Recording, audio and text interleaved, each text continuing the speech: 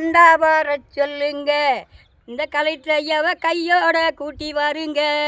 எங்கள் நிலைமையை பார்க்கறதுக்கு கண்டா வர சொல்லுங்க, எங்கள் கொடுமையை பார்க்கறதுக்கு இந்த கலெக்டர் ஐயாவை கையோட கூட்டி வாருங்க. இந்த குப்பையை கொட்டி கண்ணீர் வடிக்கமா, அந்த கண்ணீருக்கு பதில் சொல்ல கலெக்டர் ஐயா வரணுமே. கண்டா வர சொல்லுங்க, இந்த கலெக்டர் ஐயாவை கையோட கூட்டி வாருங்க. எங்கள் பிள்ளை குட்டியெல்லாம் இருமலில் போச்சலில் தீய வச்சு பிள்ளைகளெல்லாம் தும்பியா துடிச்சு எனக்கு நடக்க முடியாமல் என்னை வந்து பேச சொல்லி சொன்னாவா. நான் வந்து கலெக்டர் ஐயாட நானே பேசுதமுன்னு, ஐயா கண்டா வர சொல்லுங்க, இந்த கலெக்டர் ஐயாவை கையோட கூட்டி வாருங்க. எங்கள் நிலைமையை பார்க்கறதுக்கு கண்டா வர சொல்லுங்க. எங்களை குப்பையை போட்டு எங்களை புகைகாடா ஆக்குறவா கலெக்டர் ஐயாவை கையோட எங்களை கூட்டி பாருங்க. இந்த முத்தமை படிக்கிறேன், கலெக்டர் ஐயா கண்டிப்பாக வரணுமே. நான் காட்டு பேச்சு கருணம்படத்தில் நடித்த பேச்சு படிக்கிறேன். அந்த ஐயா கண்டா வர சொல்லுங்க, இந்த கருணாய் ஐயாவை கலெக்டர் ஐயாவை கையோட கூட்டி வாருங்க.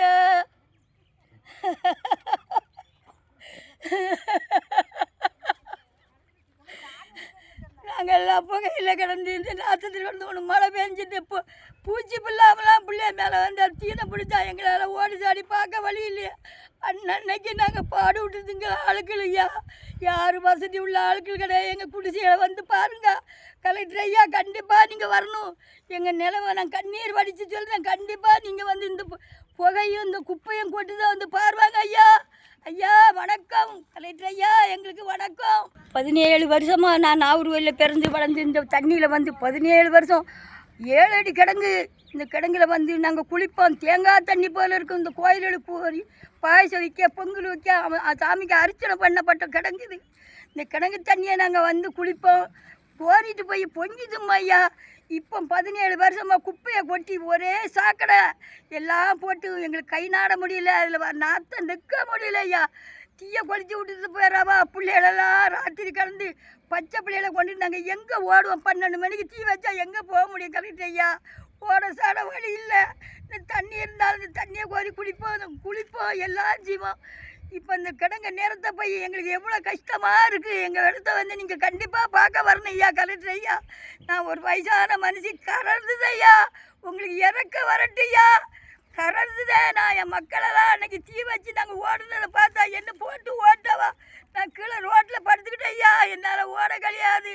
எங்களுக்கு இந்த குப்பையை மாற்றி எங்களுக்கு இருந்து போல சுத்தமான தண்ணி எங்களுக்கு கண்டிப்பாக வரணும் ஐயா, எங்களுக்கு தரணும். நீங்கள் இருக்க ஆட்சியில் எங்களுக்கு கண்டிப்பாக வரணும் கலெக்டர் ஐயா.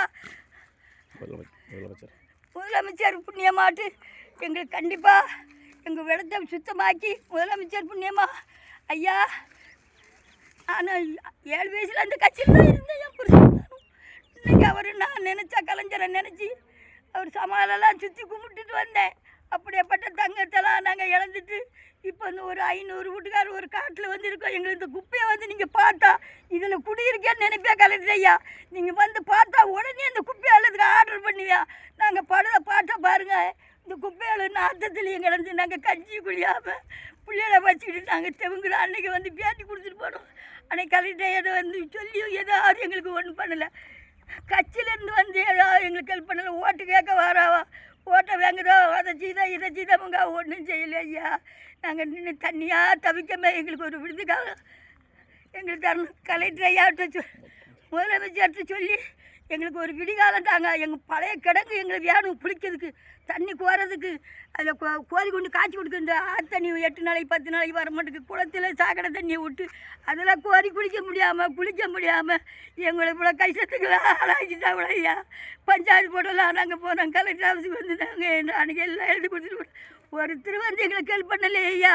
நாங்கள் மேலே இருக்க கலெக்டர் ஐயா தான் சொல்லணும், கலைஞர் ஐயாவுக்கு ஃபோன் போடணும் ஐயா. எதை வந்து பாருவாங்க, நீங்கள் எல்லோரும் எதை உதவி பண்ணுங்கன்னு கலெக்டர் ஐயாட்ட சொல்லி நாங்கள் முகம் சொல்லிட்டு சொல்லணும். சார் எங்களுக்கு ஏதாவது ஒரு ஒன்று பண்ணுங்கன்னு சொல்லணும்னு இருக்கோம். எங்களால் அங்கே ஓட முடியும், எங்கே ஓட முடியல. பாறை பிள்ளை எடுத்தால் இப்படி சொல்லுதோம். எங்களுக்கு ஏதாவது செய்து தாங்கப்பா, ஏதாவது ஒரு உதவி பண்ணுங்கப்பா. பாருங்கள் பூச்சி ஒன்று மழை பெஞ்சிச்சின்னா அவ்வளோ சாக்கடை தண்ணி வரும். பூச்சி கீச்சி ஆஞ்சி 50 வீடு வந்து 500 வீடு இருக்குங்கண்ணே. அவ்வளோ தாளியில் தான் நாங்கள் குப்பையில் தான் குடியிருக்கோம். சாக்கடை தண்ணி பூரங்க தான் திறந்து விடுதாவா, ஆஸ்பத்திரி கழிவு பூரங்க தான் வருது. எல்லாத்துலேயும் நாங்கள் தாங்கிக்கிட்டு நமக்கு இன்றைக்கி செய்து தருவாவா நாளை செய்து தருவான்னு இருந்தோம். ஒருத்தர் எங்களுக்கு ஹெல்ப் பண்ணதுக்கு ஆளே இல்லையா ஐயா, எங்களுக்கு எதுவுமே செய்யறதுக்கு ஆள் இல்லையே.